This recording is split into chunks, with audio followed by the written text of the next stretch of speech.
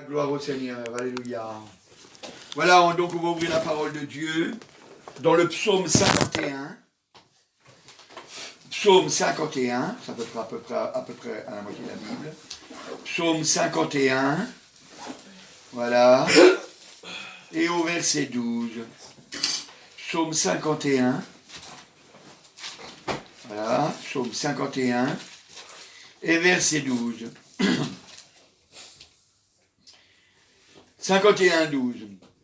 Ô Dieu, crée en moi un cœur pur, renouvelle en moi un esprit bien disposé. Je répète, ô Dieu, crée en moi un cœur pur, renouvelle en moi un esprit bien disposé. Alléluia, gloire au Seigneur. Alors, quand on regarde ce passage, c'est un psaume que David a écrit, un psaume de repentance. C'est une fois qu'il avait eu péché avec Bathsheba. Donc il a écrit ce psaume une fois que comment il s'appelle le prophète Nathan, il est venu vers lui, et puis et après il a écrit ce psaume-là.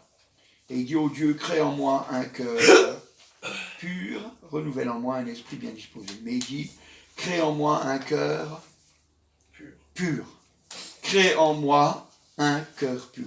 Et le Seigneur Jésus dira, dans Matthieu au chapitre 5, Matthieu chapitre 5 et au verset 8, Matthieu chapitre 5 et au verset 8, il dira, heureux ceux qui ont le cœur pur, car ils verront Dieu.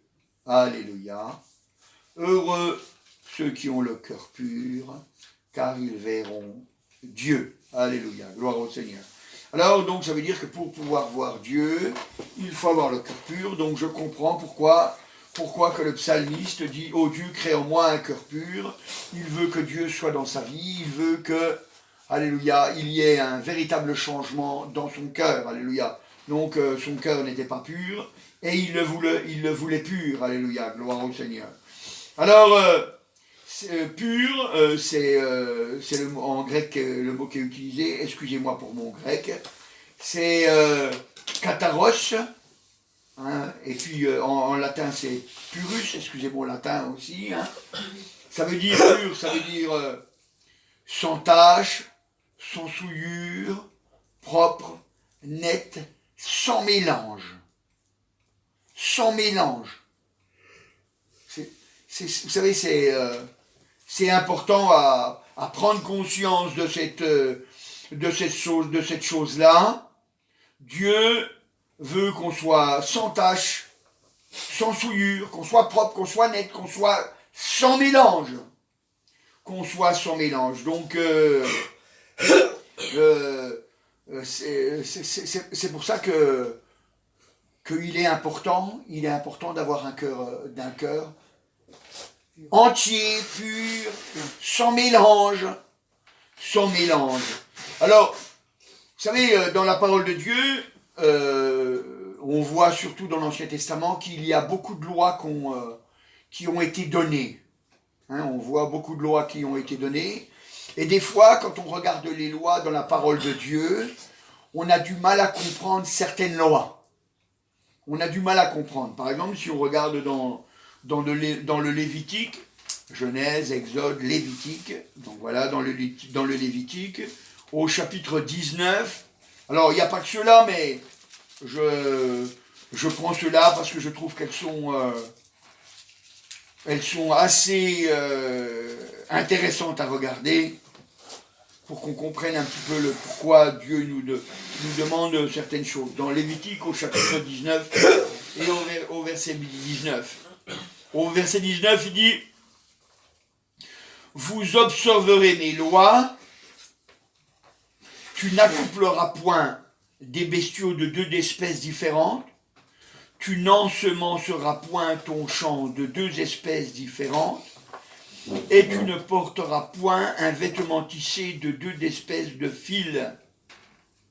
Voyez, Donc dans le Lévitique, il nous dit que on ne doit pas accoupler deux sortes de bestiaux, hein, l'âne et le cheval, hein, on pourra le lire après. Hein. Par exemple, on n'accouplera pas donc deux espèces de bestiaux différents. On n'ensemera pas dans notre champ deux espèces de semences et on ne portera pas des vêtements tissés de deux espèces de fils. Aujourd'hui, vous savez, quand on dit ça, ben on s'aperçoit que effectivement dans les champs, ben vous voyez par exemple un champ de colza, à côté un champ de, je sais pas moi, d'une autre espèce de, et puis encore un autre champ d'une autre espèce de tournesol, ou je sais pas, des espèces différentes. Hein. Ça ne choque pas. Ça ne choque pas. Et pourquoi ça ne choque pas? Parce qu'ils se sont aperçus que en mélangeant les espèces, bah déjà on a un rendement qui est moindre, mais en plus on peut se retrouver dans la situation où on n'a rien du tout. Aujourd'hui, on fait des choses, et puis on s'aperçoit que les gens, ben, ils deviennent allergiques. Hein, par exemple, on a mélangé des espèces de blé, donc c'est depuis la dernière guerre mondiale, après la dernière guerre mondiale, on a commencé à mélanger des espèces de blé entre elles, des espèces qui n'auraient pas dû être mélangées, et elles ont été mélangées, et aujourd'hui, ben, on s'aperçoit que les gens, ils ont des problèmes de santé parce qu'ils ne supportent pas, ouais, par exemple le gluten ou toutes sortes de choses. Et puis, hein, on voit que par les mélanges, eh ben ça pose des problèmes. Ça pose des problèmes. On voit que la Bible dit de ne pas mélanger des habits de différents tissus, hein, des fils différents. Hein. Par exemple, mélanger de la laine avec, je sais pas moi, comme on fait aujourd'hui. Vous savez, on fait des vêtements en plastique aujourd'hui. Voilà, les acryliques et tout ça, etc. Et on s'aperçoit que les gens ne supportent pas. Par exemple, moi, ma femme, elle m'achète des chaussettes d'une seule matière, c'est-à-dire elle m'achète des chaussettes en coton. Hein, elle m'achète des chaussettes en coton. Pourquoi? Parce qu'on a déjà essayé d'acheter des chaussettes qui sont pas en autre chose, qu'en fait que c'est mélangé, hein, qui a un pourcentage d'autre chose que du coton. Et puis ça me brûle les pieds. J'ai les pieds complètement irrités. Ça me brûle les pieds. J'arrive pas à le supporter. Et à l'hôpital, on vous le dit aussi. On dit par exemple, on ne va pas mélanger, par exemple, hein, on ne va pas mélanger, eh bien, quelqu'un qui a, je sais pas moi, quelqu'un qui a la lèpre, avec quelqu'un qui n'a qu'une grippe. On va pas mélanger quelqu'un qui a, je sais pas moi, une maladie, n'importe quelle maladie contagieuse, avec des gens qui ont un bobo quelconque, moi je sais pas, vous voyez. C'est-à-dire, on voit bien qu'il y a des choses qu'il faut qu'on fasse, on doit mélanger, on doit séparer, je veux dire, on ne doit pas mélanger, on sait que le mélange, c'est pas toujours quelque chose qui nous apporte quelque chose de bon, vous voyez. Et toutes ces lois, elles sont là pour qu'on réussisse. Encore dans le Deutéronome, au chapitre 22, Genèse, Exode, Lévitique, Nombre, Deutéronome. Voilà, chapitre 22. Voilà, 22. 22. Et on voit par exemple, donc si on regarde verset 9 à 11, voilà, il dit « Tu n'ensemeras point dans ta vigne diverses semences, de peur que tu ne jouisses ni du produit de ce que tu auras semé, ni du produit de la vigne. » Hein, donc, vous voyez, hein, donc même avec la vigne, on ne mélange pas. Il dit, tu ne laboureras point avec un bœuf et un âne attelés ensemble. Hein. Tu ne porteras point un vêtement tissé de diverses espèces de fils laine et lin réunis ensemble. Hein. Donc on voit que vraiment la parole de Dieu, elle nous montre que d'abord qu'il est Dieu et puis qu'il a établi des règles et que c'est pour nous faire réussir. C'est pour nous faire réussir. Et voyez, on est dans un monde qui est opposé à Dieu. Alors effectivement, il respecte certaines règles parce que ça les arrange. Parce que ça les arrange quand ils voient que de mélanger plusieurs espèces de plantes ensemble, ça pose des problèmes liés à la culture. Donc ils ne vont pas le faire parce qu'ils vont voir qu'ils ne vont rien avoir du tout. Donc même s'ils l'ont fait une fois, après ils vont comprendre qu'on ne mélange pas n'importe quoi, que les séparations elles doivent être claires, etc. Donc ces choses-là se font, voyez. Mais comme ce monde est opposé, eh bien il y a quand même des mélanges qu'on veut. Il y a quand même des mélanges qu'on veut. Par exemple, on veut mélanger les genres. Ouais, vous avez déjà entendu, hein, mélanger les genres. Par exemple, on avait entendu à l'époque où c'était la ministre, je ne sais plus comment elle s'appelle, Belkacem, voilà, à l'époque où c'était Belkacem, il y avait le genre, hein, donc on disait qu'une petite fille ou un petit garçon, c'était pareil, etc. Nanana, et puis, donc il y avait tout un tas de choses comme ça qui se faisaient, parce qu'on veut rentrer ça dans les mœurs des gens. Mais en réalité, ça va contre la parole de Dieu. D'ailleurs, si vous regardez, toujours dans Deutéronome au chapitre 22, toujours dans le même chapitre, et que vous regardez au verset 5, par exemple, il est marqué « Une femme ne portera point un habillement d'homme, et un homme ne mettra point des vêtements de femme, car quiconque fait ces choses est en abomination à l'Éternel ton Dieu. » Hein, donc on voit que le Seigneur, il dit voilà que donc on doit bien reconnaître un homme d'une femme, une femme d'un homme. Parce que n'oubliez pas qu'à l'époque, quand les hommes étaient de cette époque-là, eh bien la femme et l'homme, ils avaient les deux des robes. Ils avaient les deux des robes. Mais il y avait des robes qui étaient faites pour les hommes. Il y avait, je suppose, une coupe, des couleurs sûrement, des enjolivements qui étaient spéciales pour l'homme, et puis de la même façon pour la femme. Alors, vous voyez, c'est une chose, parce que Dieu, il veut qu'on fasse la distinction entre l'homme et la femme. Entre l'homme et la femme. Il ne veut pas qu'on mélange, parce que c'est pas pur. Parce que ce n'est pas pur. Parce qu'on peut se tromper. Hein, c'est pour ça que si on lisait plus loin, on s'apercevrait que le Seigneur, il est contre l'homosexualité. Hein, on voit que dans la parole de Dieu, il dit on ne couchera pas avec un homme comme on couche avec une femme. Hein, vous voyez? Donc, le Seigneur, il dit qu'on ne doit pas coucher avec des animaux. Hein, vous voyez, donc il y a tout un tas de choses, alors que ce sont les choses qui se font dans ce monde. Hein. Ce sont les choses qui se font dans ce monde. Donc, c'est pas pur, c'est quelque chose qui n'est pas, ce n'est pas entier. Vous voyez, c'est des choses qui ne se font pas. Qui ne se font pas. Alors, Dieu, il veut ça.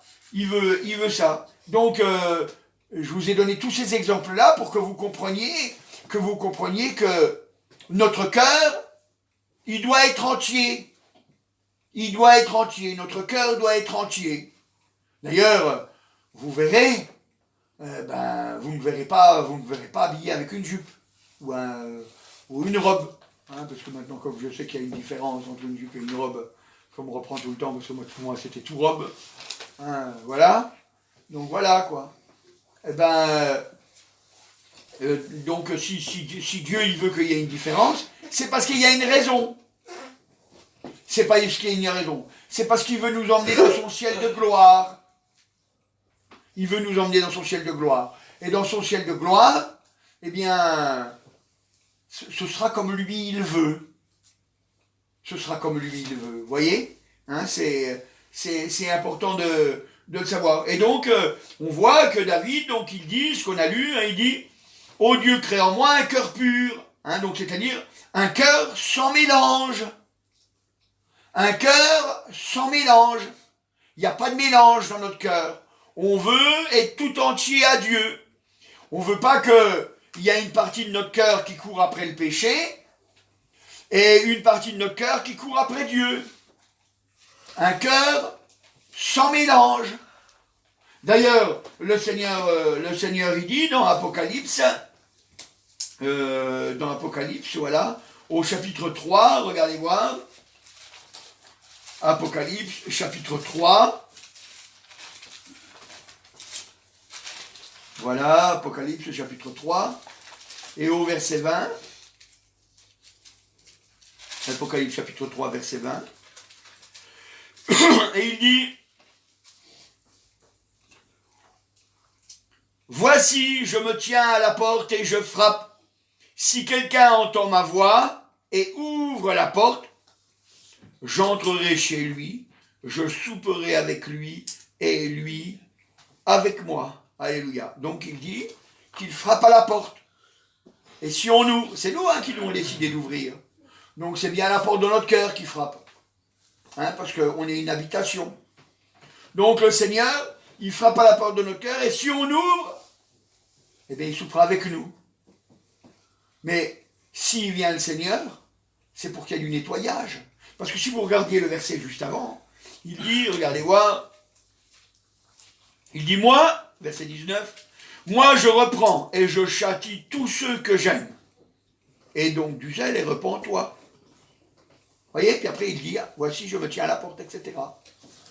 D'accord? Donc, il veut nous transformer, il est là pour que nous changions. Pour que nous changions. Donc, quand le roi David il dit, crée en moi un cœur pur, c'est un cœur tout entier pour Dieu, un cœur sans partage. Un cœur sans partage. Parce qu'on a vu que le Seigneur Jésus dit, heureux ceux qui ont le cœur pur, ils verront Dieu. Les autres, ils ne le verront pas. Ils ne le verront pas. De loin, comme on dit, mais ils ne le verront pas. Ils ne le verront pas, alléluia. Vous savez, c'est important, alléluia. C'est important parce que c'est avec un cœur pur qu'on peut rencontrer le Seigneur. Avec un cœur pur. Et quand on se laisse faire par le Seigneur, c'est-à-dire qu'on accepte d'être sans souillure, qu'on accepte d'être sans tache, qu'on accepte d'être net, quoi. D'être propre, d'être net, sans partage, quoi. Eh bien, là, Dieu peut nous bénir. Et voyez, c'est pour ça que la Bible, elle nous a été donnée. Elle nous a été donnée pour qu'on obéisse à la parole de Dieu.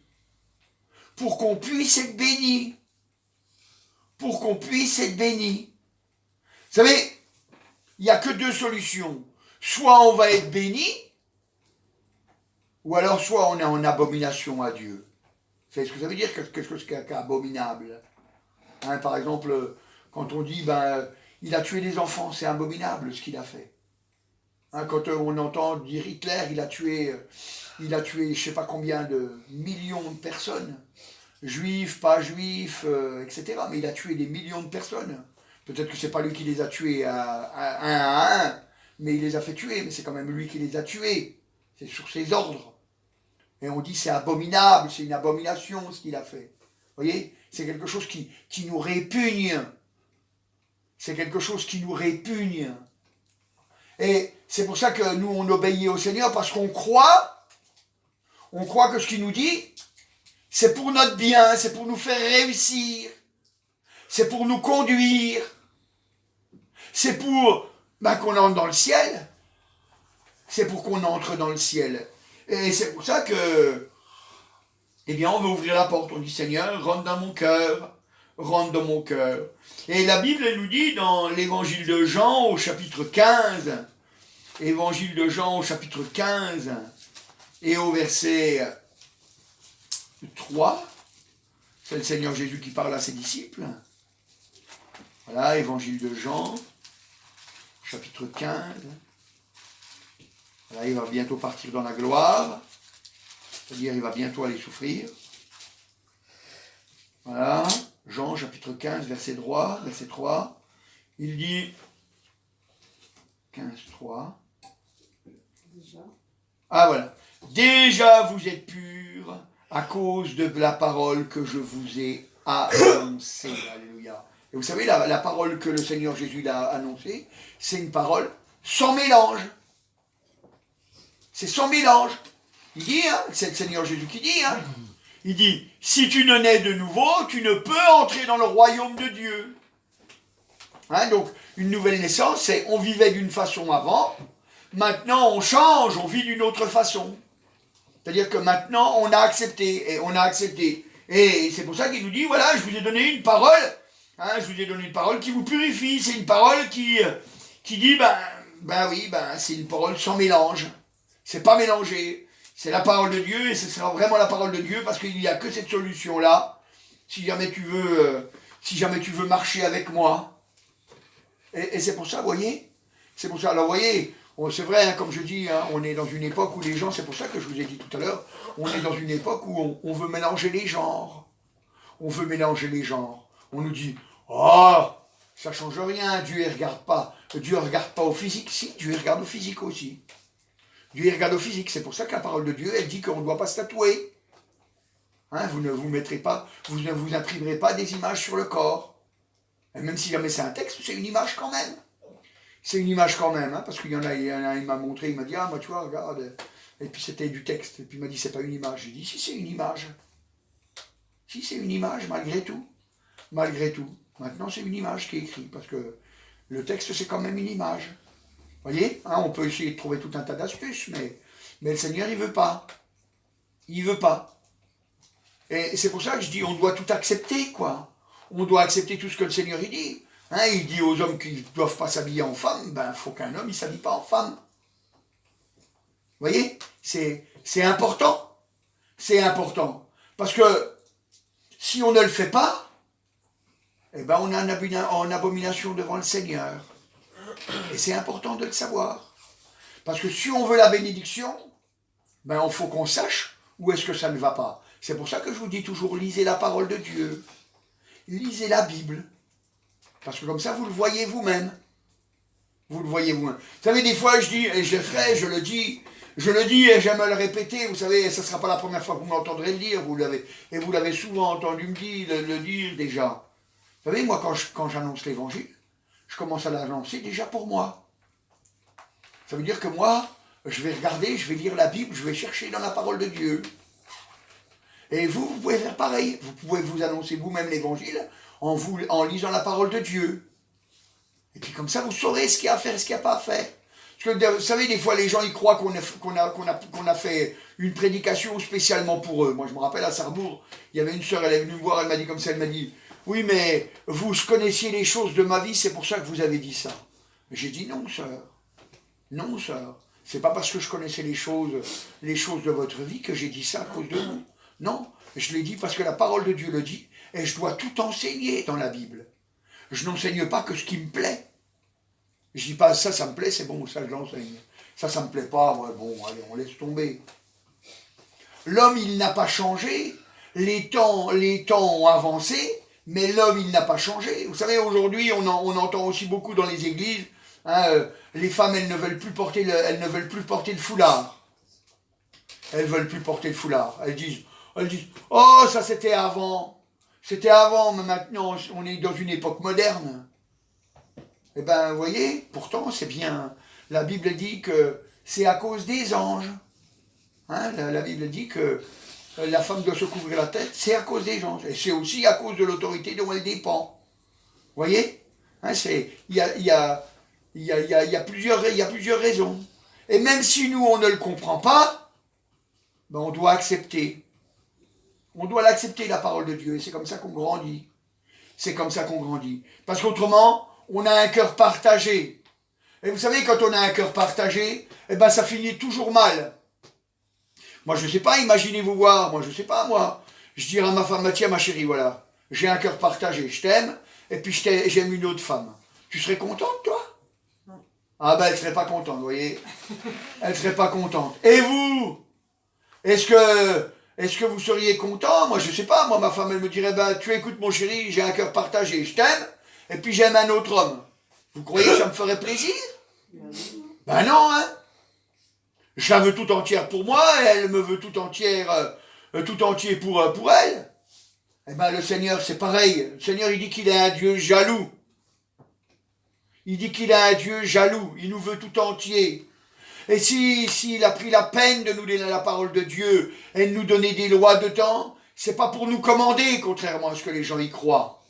Parce qu'il est Dieu, s'il voulait nous commander, c'est facile. Il dit tu fais ça, et puis on n'aurait rien qu'à se taire, et puis on le ferait. Et puis si jamais on voulait encore parler, on voulait encore dire quelque chose, il nous clouerait la bouche, et puis on pourrait même pas parler.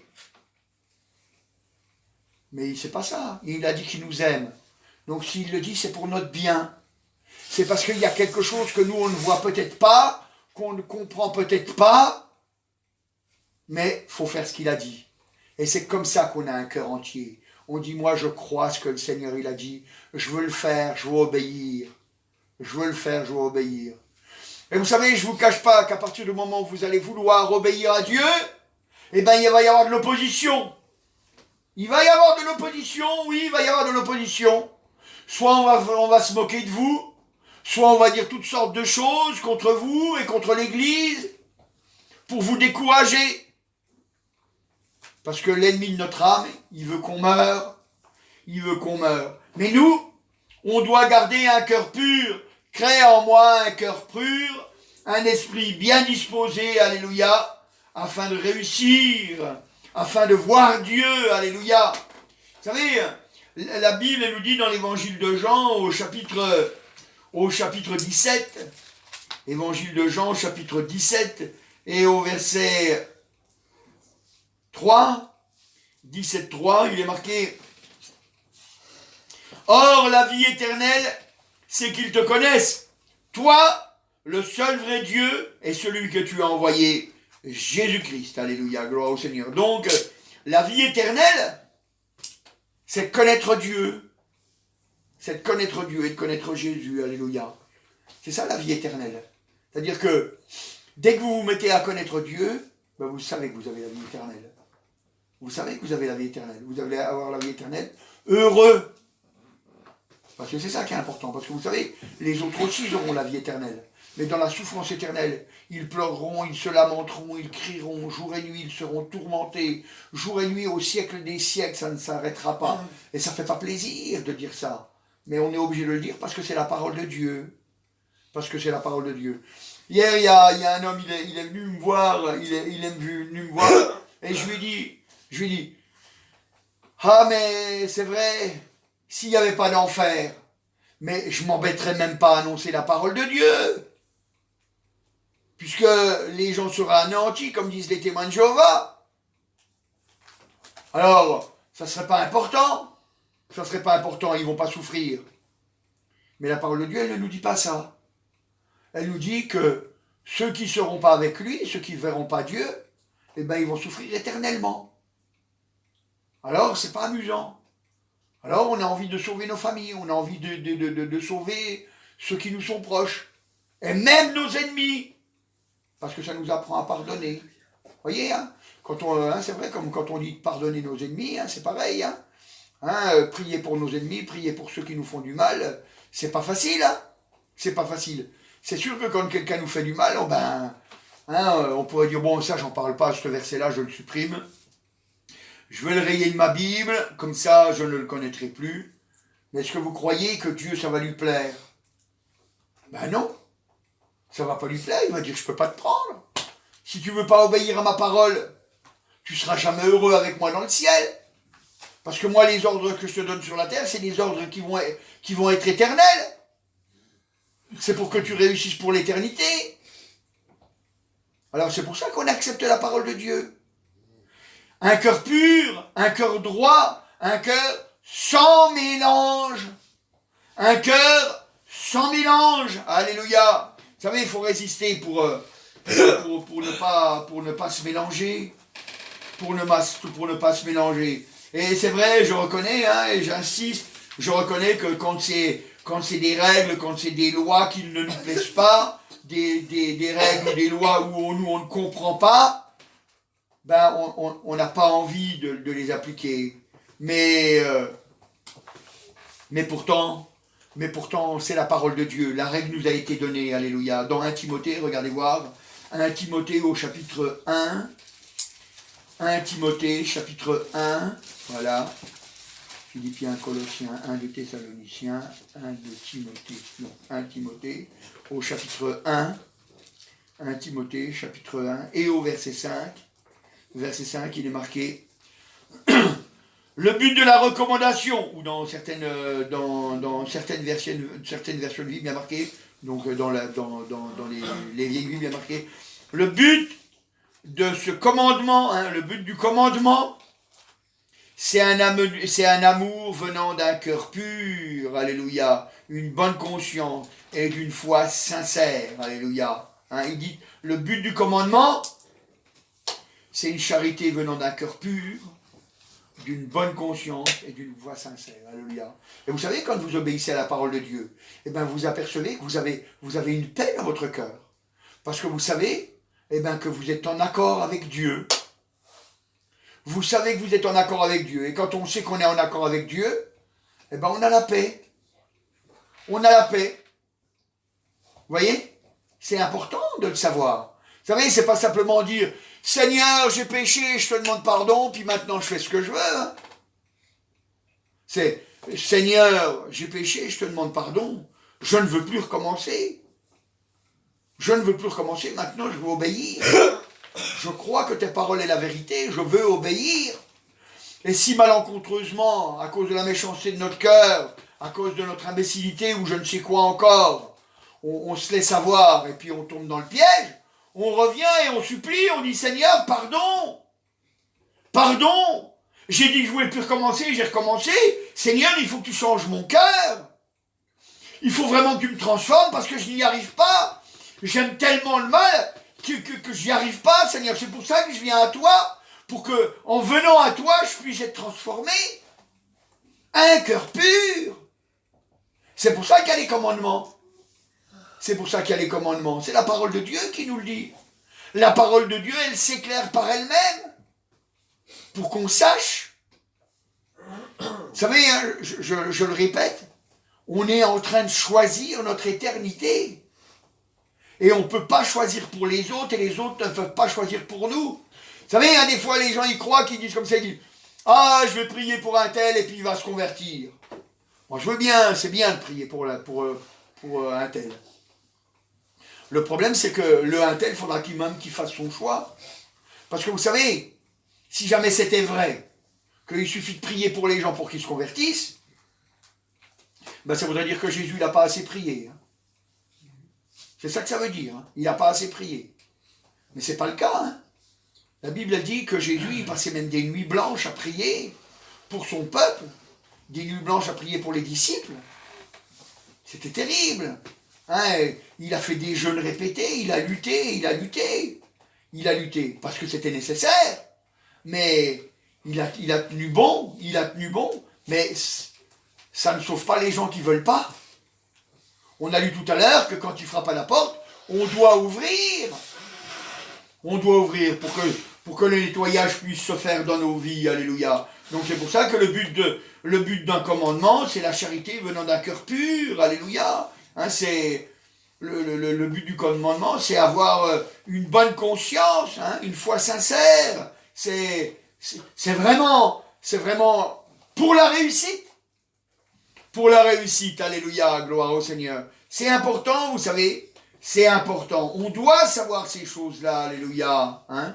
La Bible nous dit dans Proverbes au chapitre 4 et au verset 23, Proverbes chapitre 4 et au verset 23, voilà, c'est après les psaumes, Proverbes, chapitre 4 et au verset 23, il dit « Garde ton cœur plus que toute autre chose, car de lui viennent les sources de la vie. » Après, il y a marqué « Écarte-toi de la fausseté, etc. etc.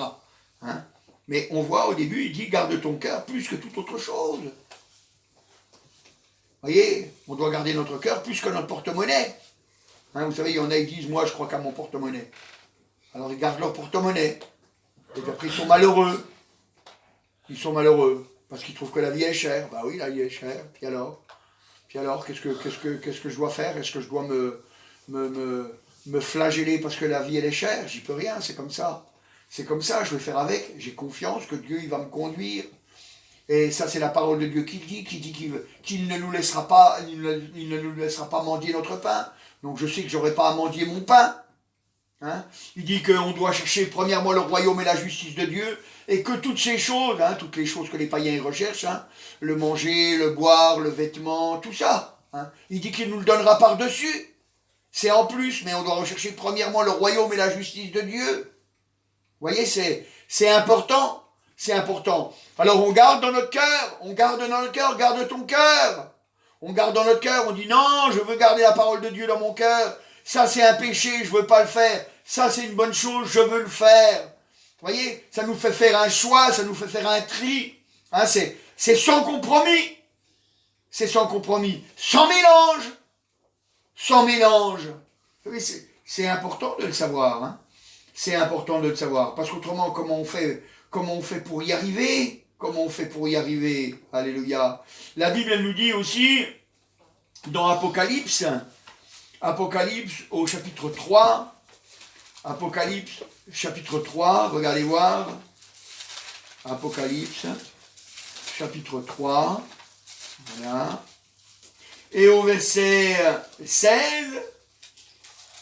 Apocalypse, chapitre 3, et au verset 16, au verset 16, alors on va lire depuis le verset 15, il dit, « Je connais tes œuvres, je sais que tu n'es ni froid ni bouillant. Puisses-tu être froid ou bouillant? Ainsi, parce que tu es tiède, et que tu n'es ni froid ni bouillant, je te vomirai de ma bouche. » Vous voyez, le Seigneur, il n'y aura pas de mélange. Hein. Il n'y aura pas de mélange. Il nous vomit si on est tiède. Hein, c'est d'ailleurs un pied dans le monde, un pied avec Dieu. Je connais tes œuvres, je sais ce que tu as fait. Je sais ce que tu as fait. Bah oui, tu fais des bonnes choses aussi, hein, c'est vrai. Hein. Mais moi, ça marche pas. Moi, ça marche pas. Tu peux pas faire ce que tu veux. Tu m'obéis. Tu m'obéis, ça veut dire que tu dois être bouillant. Froid, il n'y a pas de problème. On sait ce que ça veut dire. Froid, il est froid. Hein. On peut rien faire avec lui. Il veut pas. Hein. Il va aller en enfer. C'est son choix. C'est son choix. Le tiède, c'est celui, il voudrait aller au ciel, mais il voudrait quand même profiter. Ça, c'est le tiède. Alors, il s'invente des histoires sans arrêt. Ouais, mais Dieu est amour. Ouais, mais Dieu est justice. Il a oublié ça. Ouais, mais... Ah, si je fais telle et telle chose, il va quand même me prendre dans son ciel. Ben non. C'est si tu n'obéis pas, il ne te prendra pas. Et tu peux te raconter toutes les histoires que tu veux. Toutes les histoires que tu veux. Tu seras vomi à la fin. C'est-à-dire, au bout du compte, tu vas être malheureux sur la terre parce que tu vas pas être pleinement avec le Seigneur. Donc ça veut dire que tu es tout le temps titillé à savoir si jamais tu peux faire quelque chose qui est contre la volonté de Dieu. Et puis en même temps, comme tu n'es pas dans le monde, tu n'arrives pas à trouver les joies du monde parce que tu sais que les joies du monde, tu le sais, ton cœur te le dit, tu sais que c'est pas bien. Et puis ça fait que tu es titillé sans arrêt, à droite et à gauche, et puis pour finir, tu es vomi. C'est-à-dire que tu as été malheureux sur la terre et encore tu seras malheureux pendant l'éternité. C'est terrible ça. C'est terrible. Moi, vous savez, je ne vous le cache pas, moi quand je suis venu au Seigneur et puis que le Seigneur m'a montré la vérité, moi je ne voulais pas marcher avec Dieu, j'étais terrible. Je ne voulais pas marcher avec Dieu. Alors je lui ai dit comme ça, je lui ai dit, mais pourquoi tu m'as montré la vérité, maintenant je suis coincé? Ouais, je voulais être tiède. Je voulais être tiède. Alors je lui ai dit, maintenant je suis coincé, tu me coinces là. Lui, il veut pas me coincer, il veut juste me faire du bien. Mais c'est moi qui dis qu'il veut me coincer, parce que quand on veut avoir un pied dans le monde et un pied dans l'église, c'est sûr que on est dans le monde. Même si jamais on est dans l'église, on est quand même dans le monde, parce qu'on sera vomi. On sera vomi. Hein, c'est le Seigneur qui dit que si on aime ce monde, on est ennemi de Dieu. On est ennemi de Dieu. Vous voyez? C'est pour ça que notre cœur, on doit faire attention. On doit faire attention. C'est pour ça que je vous dis tout le temps, lisez la Bible, réfléchissez, posez-vous des questions, regardez voir si ça tient debout, pour savoir comment vous allez marcher. Vous avez des questions, vous venez me voir si vous savez pas comment répondre. On va prier ensemble et vous verrez que Dieu, il a des solutions. Alléluia. C'est important. C'est important. Garde ton cœur. Alléluia. Garde ton cœur plus que toute autre chose. Autrement, tu vas devenir un tiède. Tu vas devenir un tiède. Crois que la parole qui t'a été donnée, alléluia, c'est pour te faire réussir, pour te donner un cœur pur, alléluia. Donc c'est-à-dire un cœur sans mélange. Un cœur sans mélange, alléluia. Vous savez, la Bible elle nous dit, dans Hébreux au chapitre 10 et au verset 22, Hébreux chapitre 10 et au verset 22, Hébreux chapitre 10, verset 22, il dit, approchons-nous donc avec un cœur sincère dans la plénitude de la foi, les cœurs purifiés d'une mauvaise conscience et le corps lavé d'une eau pure. Vous voyez, une eau pure, vous comprenez ce que ça veut dire, une eau pure. C'est une eau où il n'y a pas de saloperie dedans. Enfin, cochonnerie, pardon, excusez-moi. Moi, je sais pas, moi, vous allez vous laver avec de l'eau, il y a de la terre dedans. Est-ce que vous allez ressortir propre? Non. Donc c'est pour ça qu'on a besoin d'une eau pure. On a vu que pur, c'était ça, c'est pur. Le mot kataros ou alors purus. Excusez-moi pour mon grec et mon latin, quoi. Je suis pas terrible là-dedans. Mais vous voyez, on voit une eau pure, donc une eau sans mélange, elle n'est pas mélangée avec quelque chose, elle est propre. Une eau pure pour qu'on soit propre. Vous voyez, donc on s'approche avec un cœur sincère, alléluia, gloire au Seigneur. Et vous voyez, c'est important. C'est important que nous nous approchions avec un cœur sincère. Le cœur sincère, c'est clair, quoi. Il est clair. On fait ta volonté, Seigneur. Et peut-être qu'il y a quelque chose qui ne va pas dans notre vie, mais on ne le sait pas. Ça, c'est un cœur sincère. Parce que dès qu'on va le savoir, hop, on va le supprimer. On va le supprimer. Vous voyez, moi, quand je suis venu à l'église, il y avait beaucoup de choses que je ne savais pas. Bon, vous voyez, par exemple, moi, que j'étais un vendeur de drogue, quand je sortais de l'église, j'allais vendre de la drogue. Et puis, quand on me disait, ouais, mais c'est pas bien de vendre de la drogue. Je disais, mais moi, je vends de la drogue qu'à des gens qui achètent de la drogue, qui ne vont pas aux enfants. Et puis, c'est que des gens adultes qui le veulent. Je ne force pas les gens. Puis, on m'a dit, ouais, mais c'est pas bon pour toi, tu le reconnais. J'ai dit, ouais, c'est que c'est pas bon pour les autres. J'ai dit, t'as raison, alors. Vous voyez? C'est-à-dire que dès que... Parce que j'étais fou, je pensais n'importe quoi.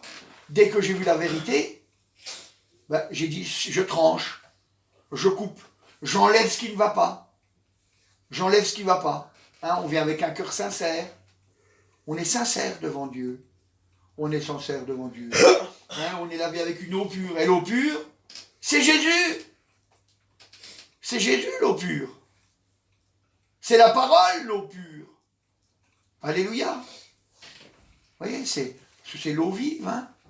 Des fleuves d'eau vive couleront de votre sein quand on vient auprès du Seigneur. Alléluia.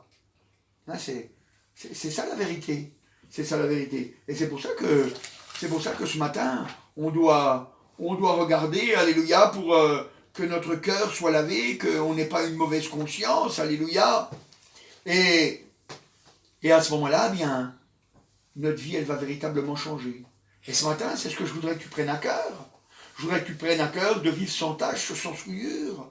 Que tu sois net, tu sois clair, parce que tu es avec Jésus. Que tu n'aies pas de mélange. Pour que tu réussisses. Pour que tu réussisses. Ce matin, c'est un choix de vie. C'est un choix de vie. Est-ce que tu veux réussir dans ta vie? Est-ce que tu veux qu'il y ait une véritable transformation dans ta vie, dans ton cœur? Si tu le veux, alléluia, tu seras béni. Amen. Je te remercie, agneau de Dieu. Je te remercie, roi des rois. Tu es merveilleux, Seigneur. Alléluia. On compte sur toi, Seigneur, pour nous transformer, pour nous changer, Seigneur. Alléluia.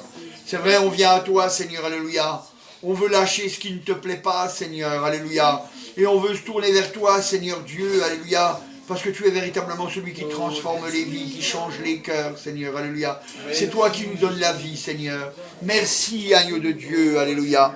Sois béni, Jésus, amen. À toi la gloire, Seigneur. Fais réussir encore ton œuvre, Seigneur. Merci.